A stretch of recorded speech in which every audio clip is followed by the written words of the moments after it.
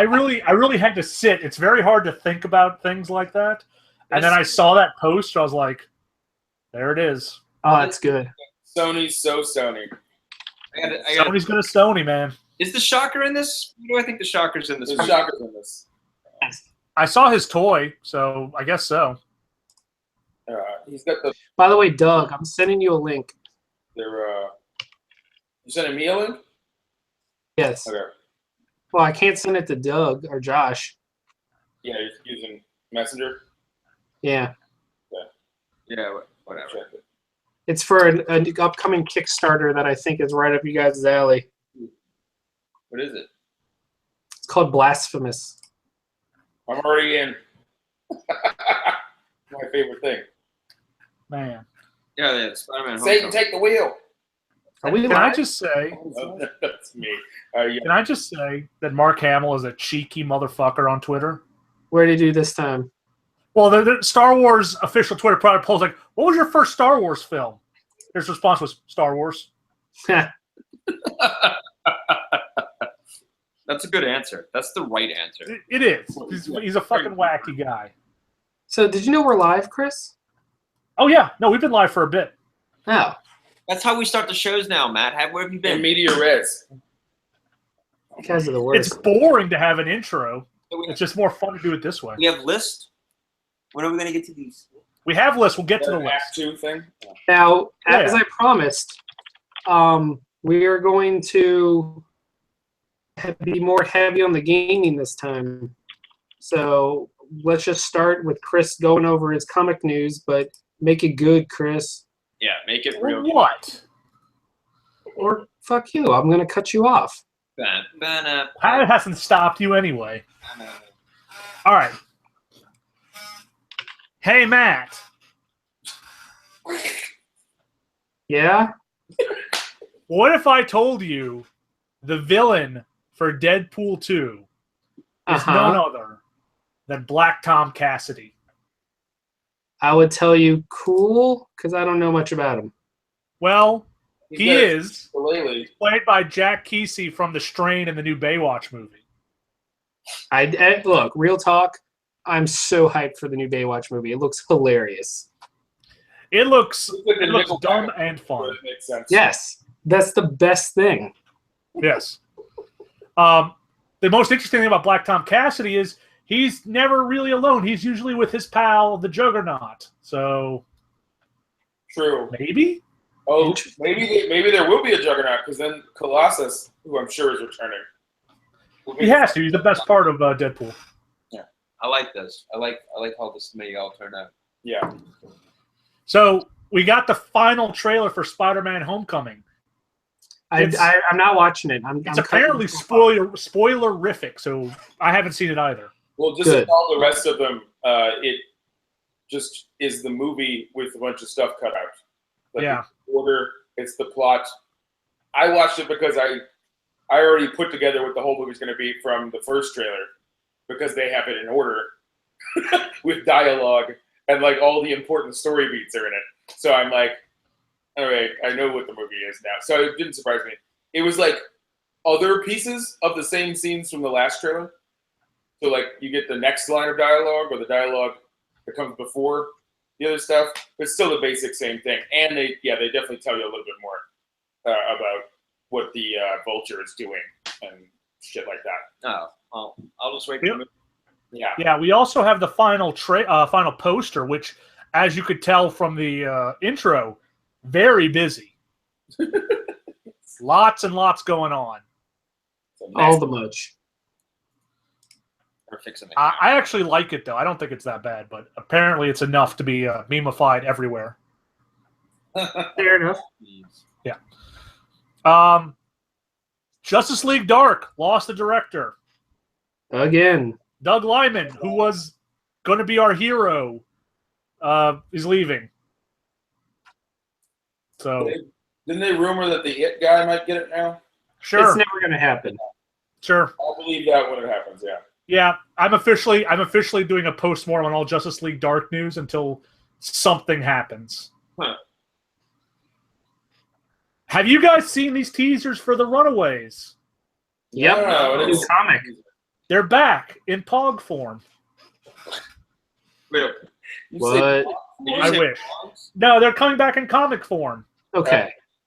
No, it's fine. Really? They're not. No one has Pogs. Are you sure? No, someone has Pogs. Y'all never hit like through the metal slammers at other people? They were banned in my school because the slammers put a gouge in a table. Throw them at other people, right? Yeah, Like, that's all you did. No one played it. I played it. I wasn't any good at it though, but I was a loser. Yeah, you played Pogs. Yeah. Matt, I'm going to step on your toes a little bit. Uh-huh. Tom Holland is your Nathan Drake. Yeah. Yeah. How do you feel? I'm actually, you know what? This is perfect for me because he's playing a young Nathan Drake, which means that they don't have to worry about what's happened in the games. Yeah. And I it gives it a refreshing take. like the new and- trend of like avoiding doing an actual adaptation. Yeah, exactly. And now it's the story of the relationship between young Drake and Sully. It's basically an expansion of the little side story we got in Uncharted 3. And It's like, you can't play Drake anymore. But if he's the Sully to Tom Holland's Drake, that would be kind now of. we need Sully to be Tom Selleck, No. Tom Selleck. I'm or sorry. actually just straight up Tom Hanks Tom Hanks. What? Yeah. Get out of as town. Sully. What about Nathan Fillion? Well, because Yeah. Tom Hanks is already Sully. So What about Just- Benedict Cumberbatch as Sully? Oh no, my God. The No, Benedict get outta here. Cumberbatch is playing the pyramid that they go into. Because He'll But see. Matt, everything you love has hurt you in theaters. Yep. Will this hurt you too? I don't know, but it's Tom Holland and the guy that made Stranger Things, so I gotta have hope. Look, it's way better than David Russell and directing Mark Wahlberg, so it's already a improvement. That is true. That David The Russell fact that great the director. fact that you even still have hope is your most admirable trait. You know what? I am not Yamcha. Wait, yes, I am. Yes, you are. Yes, I am. I'm okay with this. So Tom Hardy's coming back to comic book movies. He will play Eddie Brock Venom in the standalone Venom movie. Sure, he will.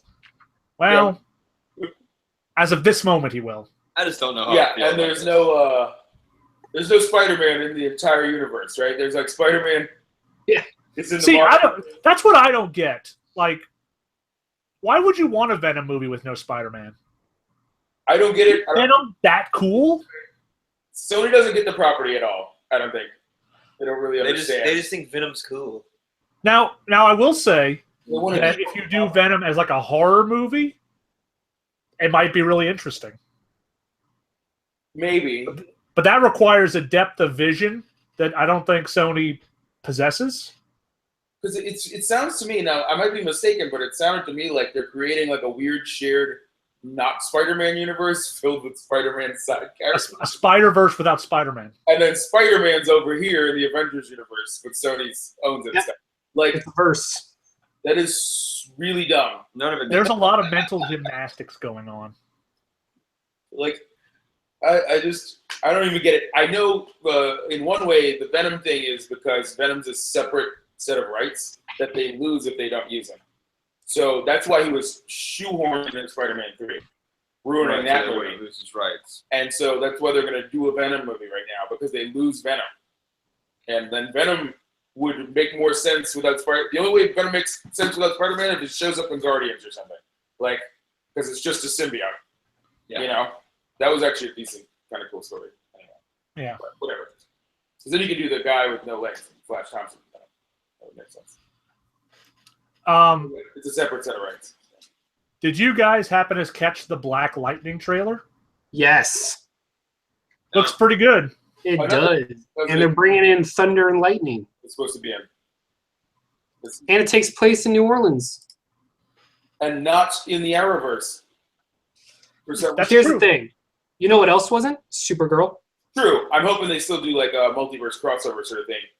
Maybe they're expanding because then you can have a Christ on Infinite Earths if you have more than 2 words. I guarantee you it's in the back of someone's mind to do it. Yeah. Oh yeah. Here's the thing. Because Supergirl's in her own universe, the main team is in their own universe. You have the Legends of Tomorrow hitting up different universes, and now we're going to have Black Lightning in his own universe. We're going to get, because every year they do a major crossover, we're going to get Black Lightning's crew, 100%. And it may not be this year, but it will be soon. Yep. Yeah. I'm excited for it. Now, I thought it looked pretty great. did you see the trailer for The Gifted? I did see it. We talked about that a bit ago. Okay, just making sure. It's good. What else you got? You know the DC Superhero Girls, the doll series? The greatest kids series around? Yes. Yes. Well, Lauren Faust, who was instrumental in redesigning My Little Pony for the new era, is going to be redesigning the show, and it's going to air on the Cartoon Network in next year. Oh, that's going to be huge. Yes. Because Lauren Faust took the dumb thing that no one likes and made it crazy popular. Into a massive cultural phenomenon. Yes. So, more power to them. I saw the second of those movies, and they're not very good. So. What movies? Well, they're also not for you, Chris, because you are not a 6-year-old girl. That is true, and I recognize that. Which is why he watched it, to confirm that to himself. Right. He's like, I Well, am you not know. a 6-year-old girl. Oh no, You know. we watched it Better not because I watched it at Chris's house. We watched it at Chris's house because, you know, there's some shows that are aimed towards kids, and then there's some shows that are aimed towards kids that have enough for adults to enjoy that you. Batman Brave and the Bold. Yeah. Yeah. This was the former, not the latter. But you know what? It's getting droves of young girls into superheroes, and it's part of the reason Wonder Woman is skewing so young as a movie for fans, because she's such a huge component of the TV show. Yeah. I was at Best Buy yesterday, and I saw a whole rack of DC Superhero Girls toys. So they're doing something right. We are 1 week away from Wonder Woman. Oh my God! Yeah. I'm about to ask that. I'm very excited. I'm very excited because the first critic reviews are out and everyone's just fucking loving it. That's what bolstered my interest in the movie, because I was still worried. I was going to go no matter what to see if they ruined it, but now I'm feeling optimistic. If they do a good job on it, but they might not learn the lesson. You know what? I want to point out Wonder Woman is the first movie Jeff Johns had a major hand in. Yeah. Well, And It's true. And I'm thinking, not to spoiler, but I'm sure Chris is about to get around to the Justice League news, but I'm thinking that'll match better with the current stuff going on and the background and everything else. I feel like. All right, Chris. Before we get to that, one last thing is, hey Matt, remember Hannah? Sure. Movie about that genetically altered girl Yeah. that we thought was going to be really great, and it wasn't. Mm-hmm. Kind of a TV on Amazon now. Oh, boy. We can fill out the Rich Hannah-verse. oh yeah. Josh doesn't seem to know the Justice League news. Yeah. What is the Justice League news? Okay. So Go, Chris. let's take it down a notch, because this is serious kind of stuff. So Zack Snyder is stepping away from Justice League due to the death of his daughter by suicide, Oh, never mind. and Joss Whedon is taking over to finish filming it. Yeah. And this is where my personal feelings don't come into play, just because I don't like Snyder's films. Yes. But this has nothing to do with it. He's doing what's right for his family, and people online making fun of him for it are complete pieces of shit. That's not cool. The thing is, like, I like several of Snyder's films. I think he's been mistaken about superheroes, whatever. That's not a thing that matters, you know. When I say the movie's going to match a little bit better, I just think that's just a statement of fact. I think if they're taking a lighter turn, Whedon was already called in to write extra scenes and stuff, so he's just taking over the rest of the reshoot duty. I think just the reality of what happened to Snyder that's just. He had a really eloquent statement about it too. That's tough. you That's even no matter if this might be good news, that's still. but in a meaningless way compared to. Yeah. Yeah. I don't. This is the ultimate not like this .gif. Yeah. Yeah. Yeah. Where personally, I have not cared for Zack Snyder on these movies, and I've hoped for another director. At the same time, this is harsh. This probably would have been the thing that we never thought could happen, right? I wish Zack Snyder would go off with some Joss Whedon's doing Justice League. Would have been a desire we probably silently had, but this is like a devil's bargain. This is and it's and I like I said, I think nobody deserves that. I don't know, man. I just don't feel good. And our thoughts go out to the Snyder family because this is I'm not going to awful stuff. But I do think it's in capable hands, and I hope he and his wife and the rest of their family. And the worst part is the shitheads are already out in force like you would not believe. Disappointingly, among them, Kevin Maguire, artist from Justice League International, tweeted something about it, but it was deleted by the time I got to it. Yeah, it's rough. Anyone is going to this should be left alone. Anything dealing with It's almost not bringing it up, but I want to, Yeah, it's too important to not bring up. Yeah. So that's what we're gonna do, but we're not talking about it. Yeah. Yeah. The reality is suicide's a serious thing, and that's nothing to joke about. And when it's someone's daughter or if it's someone's brother or sister or whatever, it's still tough. And even though this is something that probably people wanted, not that a bit, but like for Zack Snyder to be off of these films, but this isn't the time that we're looking at. Yeah, even if it is like Whedon taking over, I just but it's it doesn't feel good. No, it doesn't. It really doesn't, and I just hope everything just turns out the best for him. Yeah. Matt, do you want to jump into what we read this week? Yep, let's knock it out. Okay. All right. I have Jean Grey #2. Yeah, how's that? It's great. I'm thrilled to death. This issue is Jean Grey telling everyone that she saw the Phoenix, and literally Beast going, "Yeah, but we don't see it." So Jean's like, "Well, I'm gonna go find Phoenix users." So she talks to Colossus, Quentin Quire, Rachel Summers, and my favorite, my girl Hope is back. Yeah? More cable than ever before, just pouches on top of pouches. Does he have a lot of pouches? Yes. Hold on. If you give me a moment, I will show you all of her pouches. But I think Dennis Hopeless does a great job of getting Jean Grey's voice down, and I found this a blast to read. So just what does Cable put in all these pouches? This and that. What? All right, so if you look up, direct your attention to One Hope Summers. Oh, she's all pouched out. Rob Liefeld would be proud. He would, but except she's got feet, so he probably would not be so proud. Yeah, so super jealous of feet. Matt, I have Deadly Class #28. Yeah. Jesus so this is the episode. This is the book. This is the issue that's basically the equivalent of when you are watching a heist movie and they're like, and here's what really happened.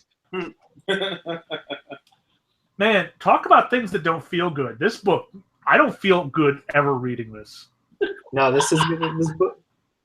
You don't understand. Like, this book is just, it's right up there with the book No Mercy in the sense that it's just nothing happy ever happens. And anytime someone is about to feel happy, you just know that they're going to die or something horrible will happen to them. It is a draining book, but it's so good. It's really great, and here's the thing about No Mercy. Like, No Mercy, has brief moments where it's like happy. I have yet to see a happy moment in this book.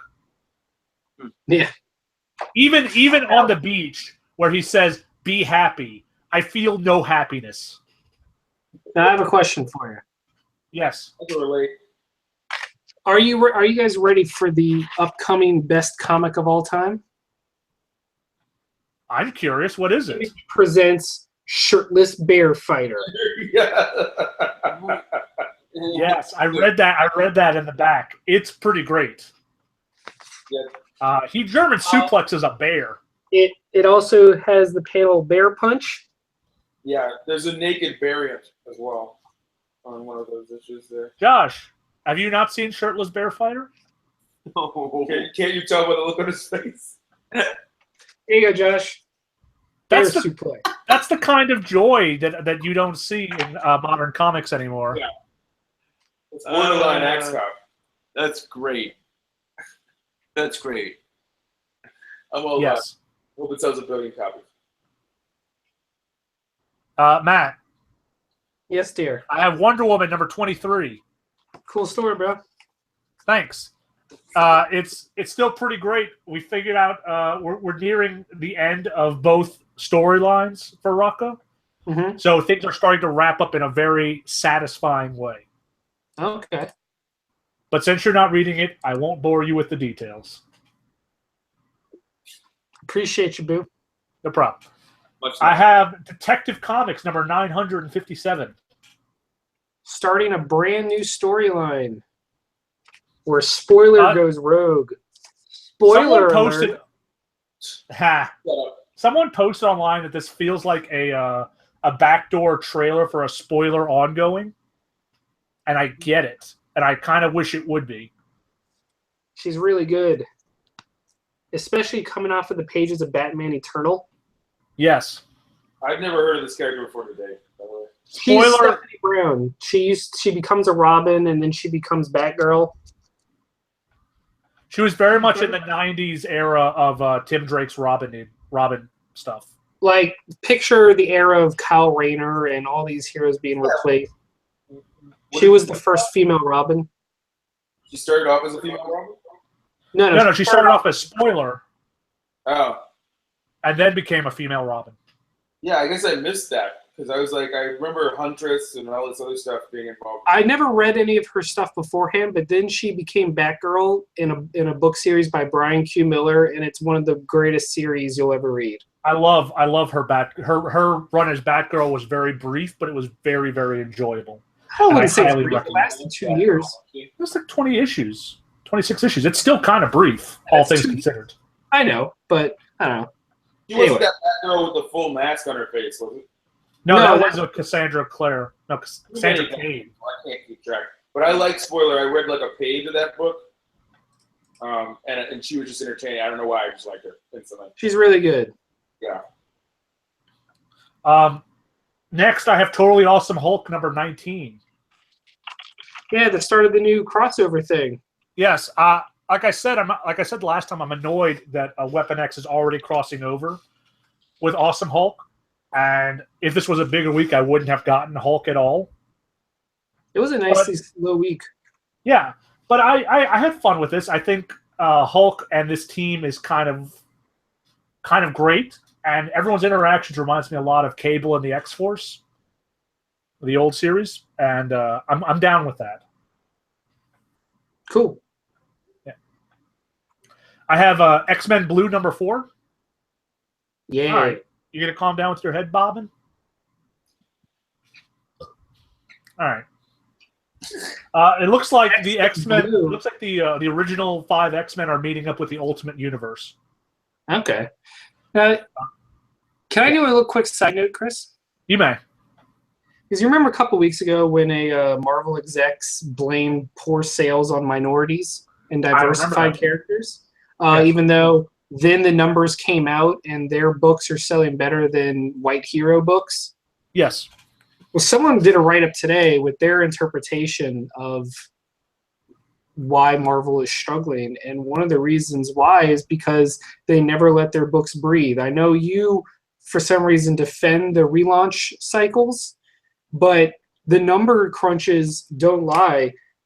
Every time Marvel reboots a book, it initially gets a huge burst because it's a new number 1, but the fall-offs from 1 to 2 have been increasingly steep to the point now where every book that gets relaunched never retains the audience of the previous book before the relaunch. Yeah. The examples they gave was when Mighty Avengers was out, and then it became Captain America and the Mighty Avengers, then it became USA Avengers, or New Avengers, Then it became USA Avengers. It wasn't even that they were just renumbering it number 1. They were relaunching it as a completely new book each time. So in the past 5 years, a book has been relaunched 4 times. That's been my frustration. Wow. And it makes it incredibly hard for new people to jump in. And it's like you said, Chris, since the time-displaced X-Men have come out, we've had new X-Men, or all new X-Men. We've had the relaunch of all new X-Men, and now we have X-Men Blue. There's been 3 relaunches of that in just the past couple of years.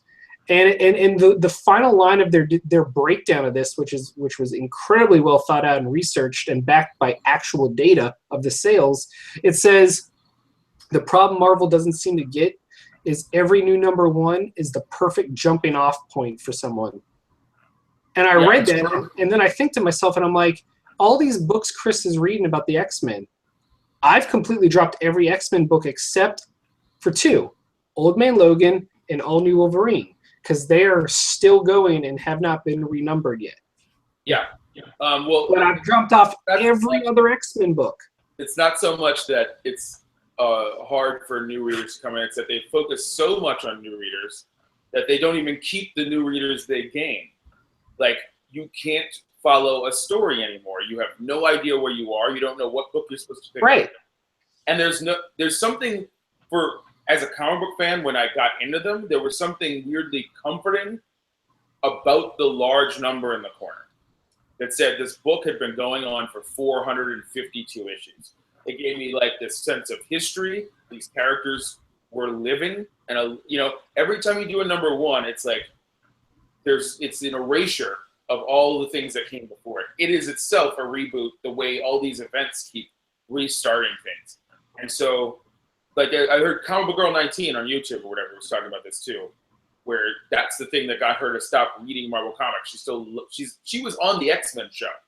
She hosted a show about X-Men history, and she stopped reading them because she's like, there's no reward for continuing to read. Not just because the series keep restarting, but also because every time an arc starts, an event interrupts it. Yes, and that's what kills it. Is you try to read a Hulk story, Hulk is going to be sidelined at some point to go be in Civil War 18. And so how can you get invested in anything? You can't spend any time with the characters. And that's what makes Marvel so frustrating, because and the problem is they make so many events now. They've had 4 crossover events in 2 years.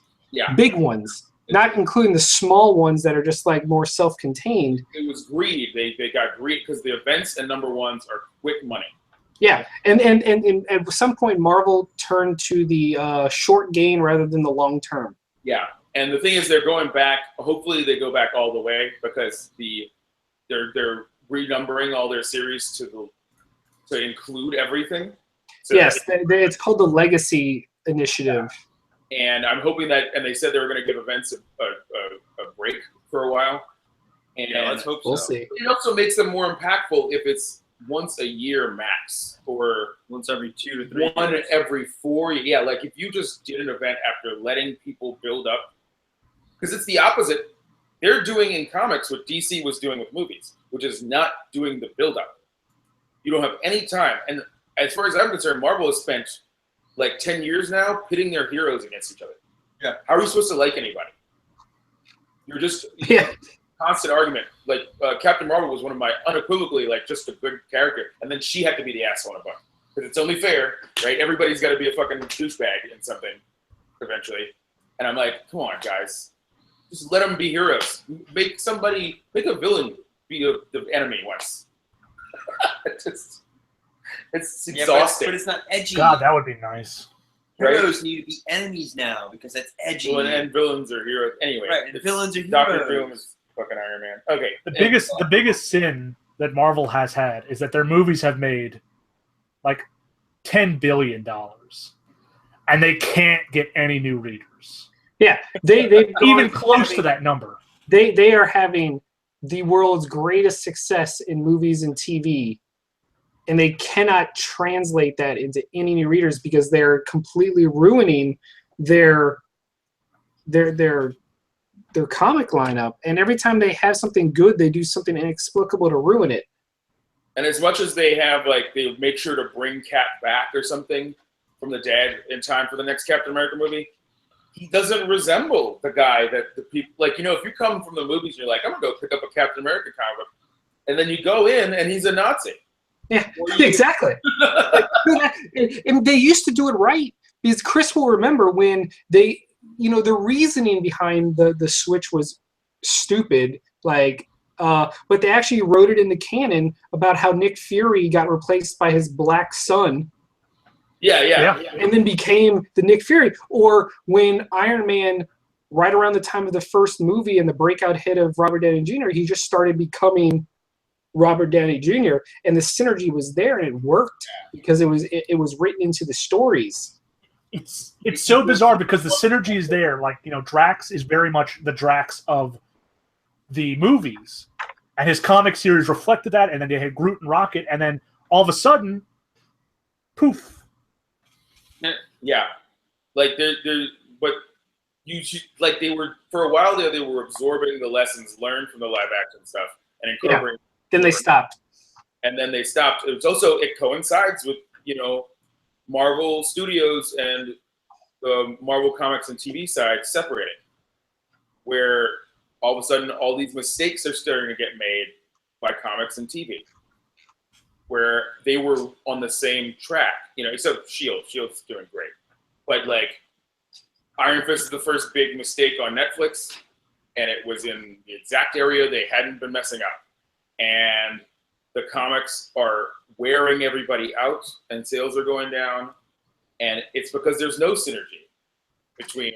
It also doesn't help that they double sell their books each month, like they double ship, and their books are $1 more expensive than DC and Image. Yeah, I don't know. There's a whole. Never understand that. There's so many things. Anyway. But anyway, so Chris read X-Men Blue. Yeah. Wait, what? Yeah, I X-Men said Blue. so. Chris read X-Men Blue. Yeah. X-Men Blue. What is Yeah, awesome? we're getting people from the Ultimate Universe poking in, except I left the Ultimate Universe really early, so I have no idea who anyone is. That could be a good thing. They were talking about, I like, mean, maybe. one of the things is the Ultimate Universe might be coming back because there's such an Ultimate push, like, this month. Like, they're showing up all over the place. And Ultimates 2 is the first book to get Legacy renumbered with Ultimates 100. Yeah. So, yeah. Hear that it's Ultimates 2 100. So what's next, buddy? I have Ghostbusters 101, number 3. This is the first actual meeting of the 2016 Ghostbusters and the original Ghostbusters. And it's very fun. Okay. This team that's been working on Ghostbusters for the last 5 years is pretty incredible. I like it. Because they have pulled in every thread of continuity and have made it one continuity. I like it. And I appreciate that. The Ghostbusters. Which was kind of the thing that would have made that movie, I think, less controversial. If they just Maybe. passed the baton. Yeah, I think it's always weird that they keep calling the 2016 movie the Answer the Call Ghostbusters. Wasn't that I don't really love that designation. Yeah. Yeah, that's it for me. Really? Okay. I mean, I could talk about Star Trek Boldly Go number 8, but I don't think you're interested. No. Yeah, buddy. So, Chris, Yes. here's a book I picked up randomly just because I recognized the author, and I did not know that it was actually part of the same storyline. Oh. So I picked up Samaritan, which is a direct follow-up to the book The Tithe. Oh. How And is that? And it ties into Think Tank. Huh. So do you remember in The Tithe when that crazy redneck Southern, like, white supremacist governor orchestrated all the terrorist attacks Mhm. on the churches? Yes. He rode that wave of public outcry to the presidency. Of course you did. And now the hacker girl from the book series The Tithe is on the run from the U.S. government while she tries to kill him. Let me just tell you right now that it is no accident that the parallels to the Trump presidency are there. I was going to say, it was pretty overt. It must be pretty subtle. Matt Hawkins, from Think Tank to the Tithe or whatever, he takes all inspiration from current day stuff. And what's really crazy is he goes way into the dark web, and actually includes in his little glossary the website and links to on how to access the dark web, along with warnings that if you piss someone off on the dark web, your life will probably be fucked. So don't do it. Just don't even do it. It's like as a researcher, I will include my sources, but I don't recommend just dilly-dallying into the dark web. Yeah. That sounds like a terrible idea. Unless you're like a I spectator. read then there was the last issue of the Rip Hunter Green Lantern arc. Okay. It was all right. Not my favorite arc. Stuff happened. Sure. I'm now officially off of Batgirl. Oh, is it bad or are you Yeah, just done? No, it's just it presented me the perfect jumping off point. It finished the story of the Penguin's son in a really good way. Like, to the point, the series, this arc was so good, it almost made me think that Babs and everyone were still on it. Yeah. So, now, Chris. Yes. After that, I have the new 7 to Eternity series. Yeah, New love issue. that cover. Yeah. You don't read this book, right? I do not. This is a book I highly recommend you read and trade, because this is a book dense with world building. And after every month or sometimes 2, because Opeña's art takes a while. Yeah. I sometimes forget the nuances, so I highly recommend you give it a shot. Okay. Finally, sir, finally.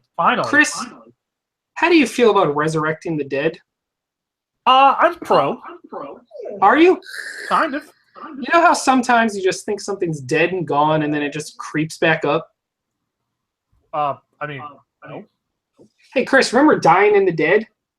Oh, holy shit. Yeah. 2 years later, here's issue 4. Oh. Yeah. Hey. So this is written by the guy that does Black Monday Murders. Yeah. I was just about to bring that Hey, up. what's up, Dying in the Dead? I missed you. And now that I read this again, the parallels to Black Monday Murders are crazy. It also has a mysterious race of white, super powerful people pulling the strings. I'm like, come on, Hickman. Goodness. Go, dip in. Can I tell you how? Here's the thing. I read this issue, did not know a goddamn thing was going on. I am so lost. It does not include a recap page. It does not even include an explanation as to why it's been 2 years. I read it completely befuddled, but I don't care. I had to buy it because the spectacle of a book that dares release 2 years. It hasn't even finished its first arc. It reminds me of when Pit number 11 came out after Dale Keown had been in prison for 5 years. There's just this 5-year gap with no word, and then they just pretended like nothing ever happened. But his art was significantly better because he'd been drawing tattoos. Somebody was busy. For prisoners. But yeah, I read an interview with Hickman, and he was talking about why he made the conglomerate and everything, and it was I'm not into people versus people anymore. So I wanted to do it. You have no idea how long it took me to remember what Dying in the Dying in the Dead actually was. It took my brain 5 seconds to remember it. Yeah, that font, I remember it. All right, now let's get to the good stuff, and let's talk about the game news, because there is a bunch, and then we're going to end with our top 10 list. Yes. Our personal top 10 RPG lists. All right, so let's go new. for the second month in a row, Nintendo has killed it, and the Switch has won the NPD numbers. Good for them. And that was with extreme supply constraint. The thirst is real for the Switch. The reports of it being the next Wii in terms of just cultural zeitgeist does not seem to be faking it. It is definitely a reverse Wii U situation. I saw a man buying a Switch at Best Buy yesterday. So there's nothing more to that story than that. I saw a man doing it. Cool story, bro. Cool story. Thanks. Now, what do you think came in second place? The PS4. What do you guys think? I think PS4. I would think. I would assume. Now, PS4 was third place. Oh, the DS. No, Was it the Xbox? it was not. Xbox was dead last. Fucking Steam. What the hell else is there? The Nintendo Mini. Oh. Oh yeah, right. because they did a re-release of it. Now, That was it. It was the last shipment, and they did a final push. The Nintendo Classic sold so much that it actually outsold the Xbox and PlayStation to become the second most popular console of April. That's nonsense. What's old is new again. Now, what's crazy is in the top 10 games of that month, how many RPGs there were. There was Persona, Nier Automata, Horizon Zero Dawn, Legend of Zelda. Mario Kart was number 1. In 2 days, it outsold every other game in the month. Mario Kart is now the fastest-selling Mario Kart ever made. It sold 500,000 in 2 days and has already topped over 1.5 million. The thirst is real, guys, for quality Nintendo games. Or any Nintendo games. It's really thirsty. So Nintendo's had a very good month. Good for them. Speaking of Nintendo, their latest game got leaked. It is a. Do you guys remember Super Mario RPG? yeah. It is a new Mario RPG game. Oh. Not a Hey. Paper Mario game. It's a, But it is a crossover game with Ubisoft. Mario's crossing over with Rayman and the Rabbids. oh. God, those fucking rabbits. It's Mario times Rabbids, and it's an RPG. No, thank you. I just say. Yeah, good. So there you go. Those fucking things. I can't believe we're still talking about them. After that, remember that game Phantom Dust on the original Xbox? Yes. You're a liar. No one actually remembers Phantom Dust. I was just saying it because I wanted to be part of the conversation. It was like, I know. Well, it got re-released on the Xbox and released for free. It's not a remaster so much as just a re-release on current consoles, and it's free now. So that was kind of cool. Good for them. Yeah. Chris, how excited are you for Lawbreakers? I'm not sure what Lawbreakers is. It's the new game that's not Overwatch by Cliffy B, the creator of Gears of War. It's basically Overwatch meets Quake. Okay. It was announced a couple years ago for PC. I don't remember that. Yeah, see, your reaction right there is pretty much everyone's reaction. However, since Tuesday, you'd think it was the most important video game ever made. Why? Because they announced that it was going to be a PlayStation console exclusive. And so PlayStation fans were like, we've won. We got Lawbreakers. And Xbox fans are like, oh, no, we really wanted Lawbreakers. When in reality, everyone before Tuesday was like, what's Lawbreakers? Everyone's too busy playing Overwatch to worry about Lawbreakers. I'm still like that. I have no idea what this is. I saw like the ad popped up while I was watching YouTube, and I skipped it because I was like, yeah, whatever. Here's the thing. I played it at PAX. It's actually really fun. Is it better than if you Overwatch like- fun? It's not comparative. It's not compared because it's an arena shooter. It's not a hero game like Overwatch or something. You don't play on teams as an objective. It's like Quake. Okay. It's fun. Will it be better than Overwatch? Probably not. Nothing's going to touch that juggernaut. It's Overwatch just announced a bunch of dances you could get your character, and everyone. well, lost it's their because shit. they had their 1 year anniversary. Yeah. Also, I have not stopped seeing Rosie the Riveter Diva since. You mean sexy pinup diva? Yes, that's since that came out. I haven't stopped seeing it. Yeah. Oh yeah. She's going to be everywhere. Couple more news before we hit our thing. I'm just fast tracking it. Sure. Xbox today released their new program called Xbox Game Pass. And I got to tell you, it's really smart. It's a great idea. Okay.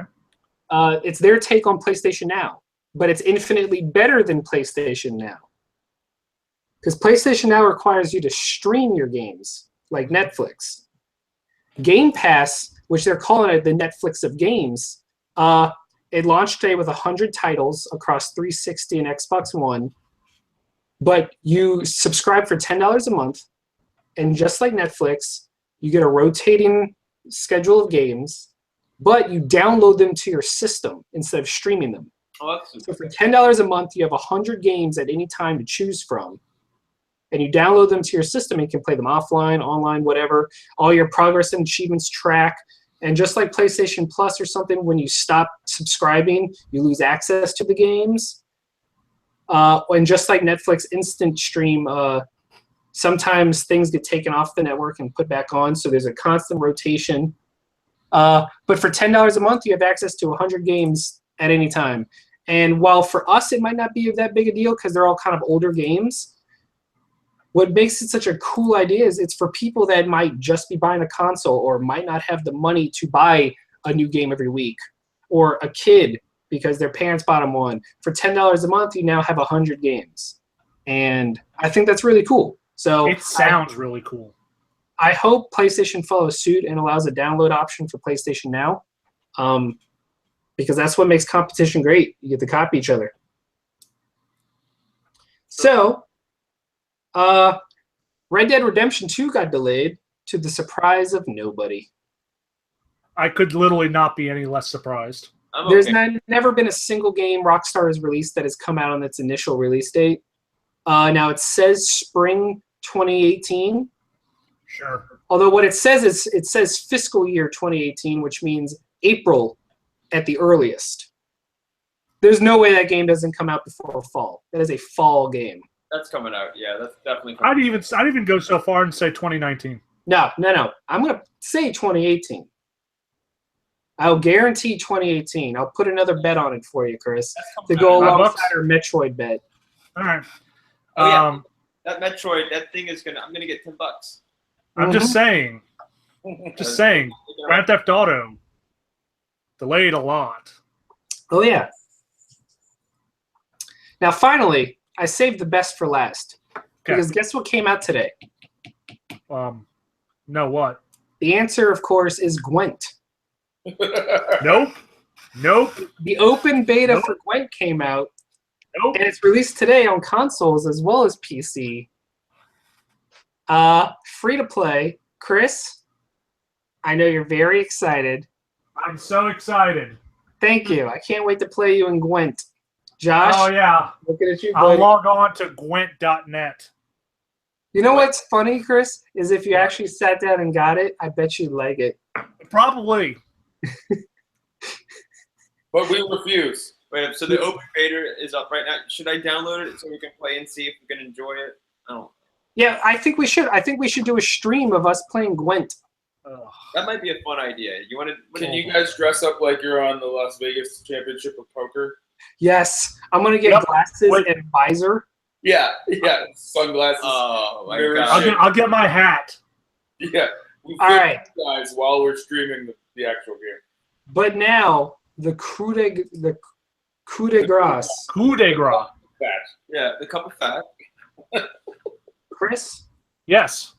Crizzle Blazzle, Yes. to read their top 10. Who's going first?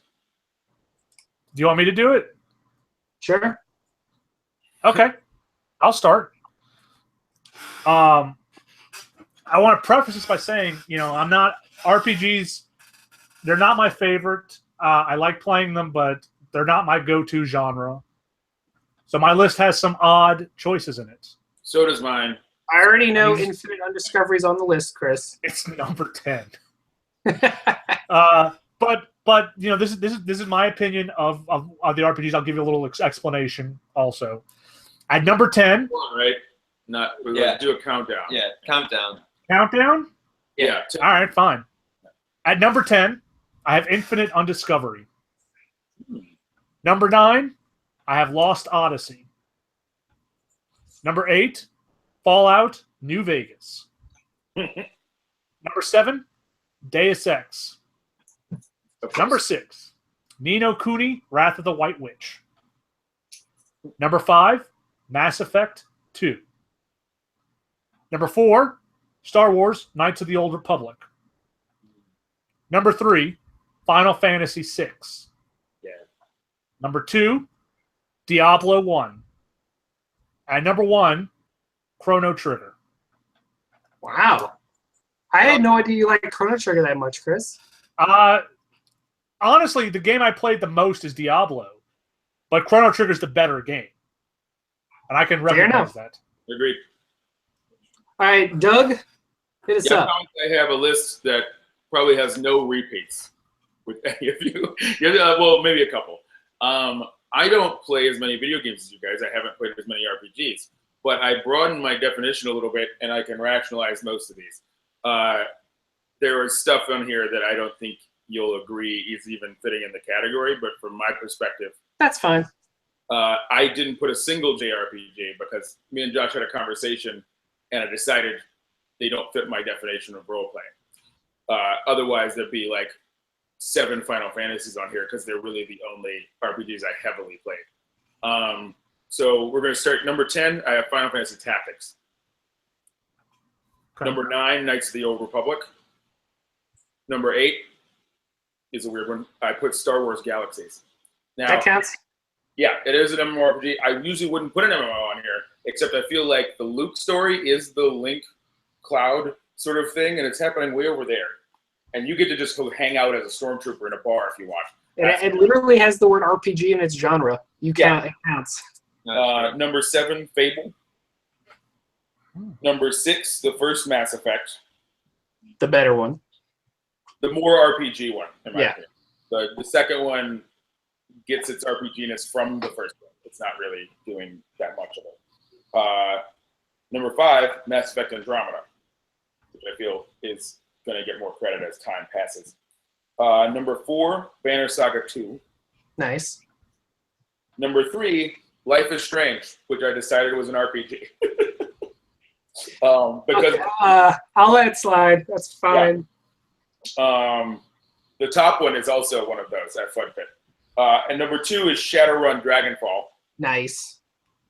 Which I really, really enjoyed. I just like the story itself. First of all, I love the old mechanic of the new Shadowrun games, but Dragonfall was amazing. Like I really loved the story of that. And then number 1, a game I always put at number 1 because it's my favorite game of all time, Blade Runner. And I will say this: you might not. You know what? I'm not even mad. The game's so good. But it is. It's an RPG. Like your choices change the whole game. And there's multiple endings. And you don't, if anything, Mass Effect shows you don't need to have like a turn-based battle system or any of that stuff in order to be an RPG. And the world is fully fleshed out. So I think it counts. I get to pretend to be a Blade Runner. And then sometimes I turn out to be an android. Yep. Sometimes. Yeah. Depending on how you act it. It's like the whole It's game. great. Like the entire game shifts. Yeah. I remember calling my cousin and like going, what are you doing this part? You know, when the guy turns out to be a replicant, did you shoot him? And he was like, that guy's not a replicant. I just gave him a test. And I was like, what? Oh, shit. I can't get help. This is kind of amazing.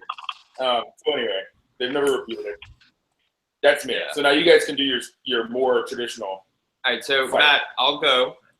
And I'm going to say this. There's 3 games that I wanted to put on this list, and that's Shadow Hearts Covenant, Legend of Dragoon, and Breath of Fire 4. But I really couldn't find a place for those 3 games, so I just want to say that those 3 games, Honorary mention. yeah, they're honorary mention. So I'm going to start off for number 10, which is going to be The Legend of Zelda Wind Waker. Now, I'll probably get a lot of flack for this, but that game is beautiful. I love it so much. I know there's probably other better Zeldas out there, but I really think that game really is my definition of Zelda. Then number 9 is going to be Dragon Age Inquisition. I really enjoy that game so much. Then I'm going to go for number 8 for Chrono Trigger. Now, you're probably going to be like, why is that so high? I'd be so low. Yeah. Borderlands 2 is going to be my 7. Now, I just realized that 1, 2, 3, 4, 5, 6, 7, 8. Oh, wow. So I'm missing one. So I'm going to say I got to go back to an old list, but I'm going to leave my 7th spot was Borderlands 2. I am going to put Final Fantasy Tactics in my 6th spot. 5, I haven't finished Persona 5, but I think Persona 5 is the good bridge between all the other Persona games. So I'm putting my 5 spot all the Persona games, but Persona 5 really representing the Persona games. Number 4 is going to be Final Fantasy 6. Number 3, Mass Effect Andromeda. Number 2 is Witcher 3. And guess what number 1 is? What? Skyrim. Ugh. Disgusting. I was originally going to say number 10, Skyrim. Number 9, Skyrim. Number 8, Skyrim. He hybridized the list. Number 7, I had 2 lists. I had a JRPG list and a hybrid list. That's where Borderlands 2 comes from. And then I had a more, what I feel like an RPG list, which would have like most of the Fallouts, most of the Elder Scrolls, things where I feel like that. Fable 2 was on that list, where I felt like my choices and might really affected the world. And like Doug with the Blade Runner game, it's a game I've never got to play, but it's something I would love to see someone needs to get their hands on and just remake it. Yeah, but I really think my top 3 really, I know they're newer games, and Final Fantasy 6 and Chrono Trigger should have been around that spot, but I really think these games fit more of the RPG aspects of where RPGs moving forward. Where 6 and Chrono Trigger on that list is just like, that's where we came. That's where we were coming from. So, but Skyrim, number 1. Deal with it, Matt.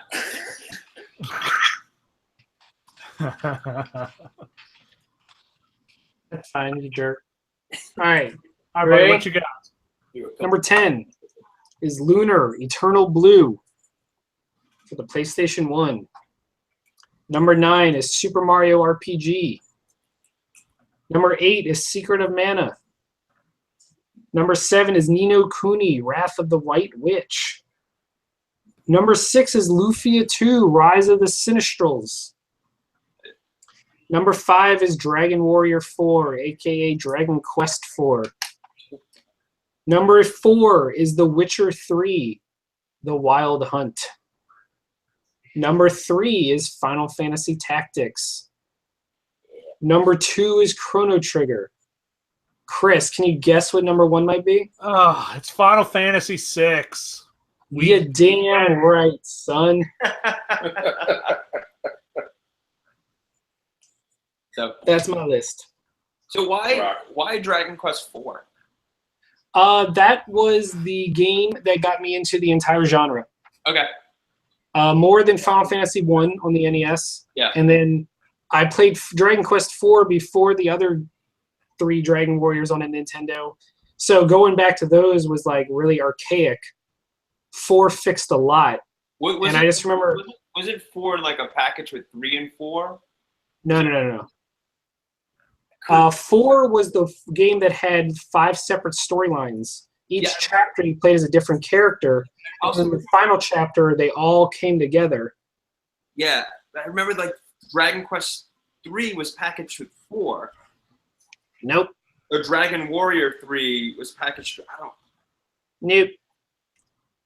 And I just remember my friend owned it and I didn't, and we would spend weeks and weeks together, every weekend spending the night and having sleepovers and playing that game until we beat it. And it's that game that made me fall in love with the RPG genre.